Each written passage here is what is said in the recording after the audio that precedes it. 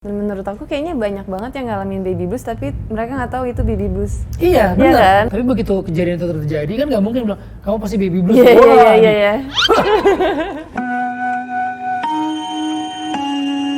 Mohon perhatian. Eits, sebelum nonton, subscribe dan nyalain loncengnya.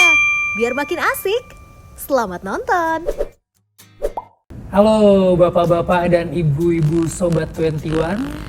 Hai, ketemu sama kita nih di 21 Exclusive Interview. Saya Vino. Saya Aureli. Dan tungguin nih lahiran kita nanti di bioskop Ya. dalam film Baby Blues. Kita akan cerita tentang kehidupan suami Rumah istri tangga kita.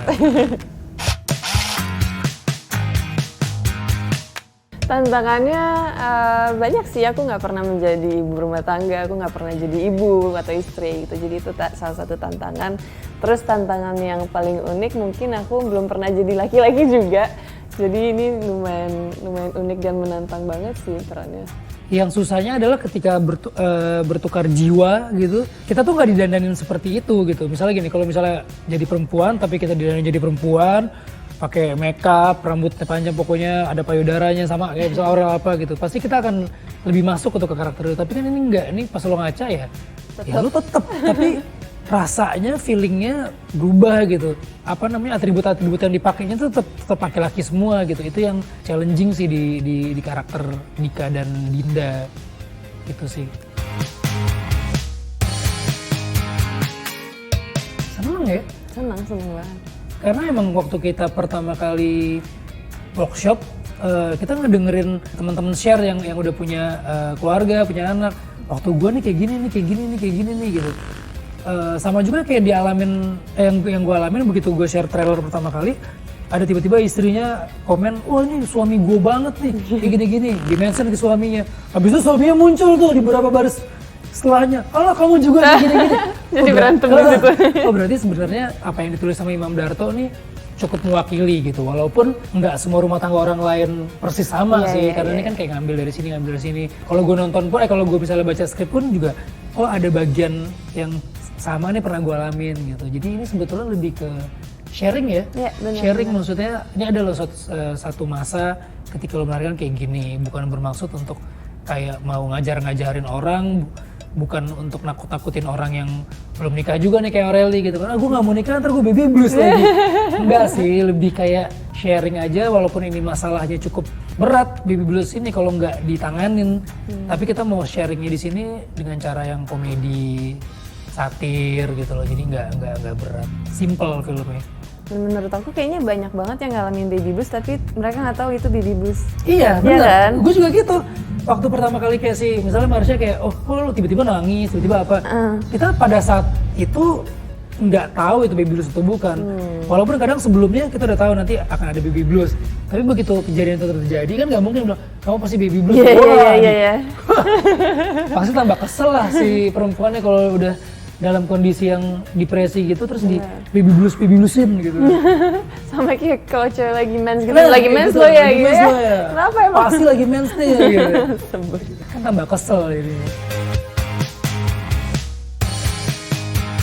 Kalau aku ya, aku kan belum nikah gitu, tapi kayaknya aku dapat pelajaran dari film ini gitu. Kalau misalnya suami sama istri tuh harus saling menghargai dan lebih peka gitu dalam rumah tangga, itu penting banget, dan komunikasi penting banget juga. Dan kan kadang-kadang kalau orang lagi pacaran, oh nanti kita mau punya anak berapa nih sayang? Aku mau 3, kamu mau 5 gitu. Ya lo cobain aja dulu satu. Gitu kan. Satu aja lo udah ribet banget nih kayak gini nih. Sama kayak di film ini gitu, begitu pas pengen punya anak, selalu pengen jadi suami yang ideal. Kita nanti akan jadi orang tua yang terbaik buat kamu. Begitu anaknya lahir mau diapain dia anak gue ya. Mungkin tiap orang yang nonton pasti akan menemukan hal yang beda-beda gitu. Ini filmnya lebih ngalir aja, lebih kayak Ringan ya? capturing satu momen dalam rumah tangga baru. Kalau pasangan kamu lagi baby blues. Kalau pasangan aku baby blues, aku bingung sih. Lah kenapa sih itu yang baby blues? Sebenarnya gimana cara kita komunikasi aja sih, komunikasi sama istri harus banyak ngalah. Karena kan emang pasti si perempuannya sendiri pun nggak pengen dia dalam kondisi itu gitu.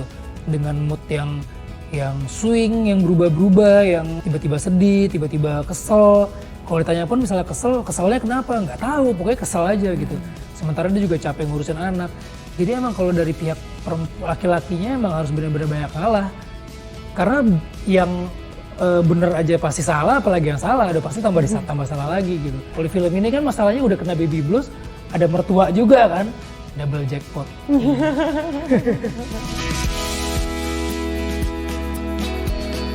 Oh, beli kado nih. Udah beli kado? Belum?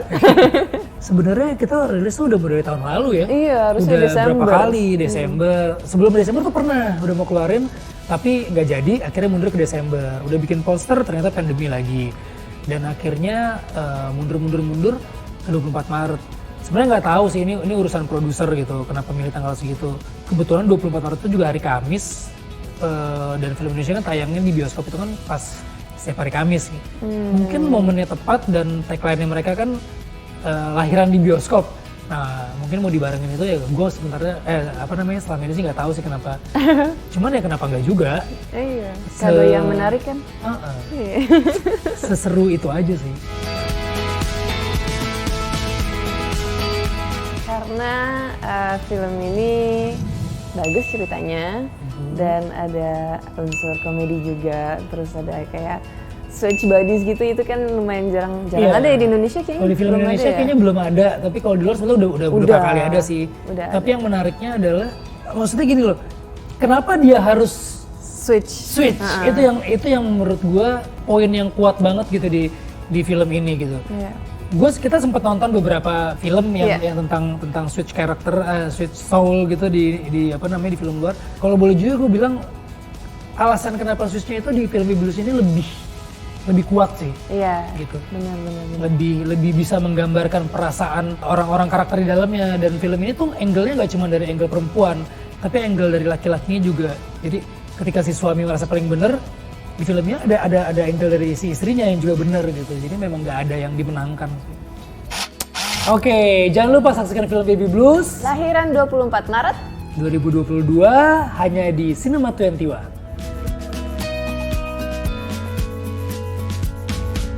Asik kan videonya? Jangan lupa like, subscribe, dan komen ya. Sampai jumpa di video selanjutnya.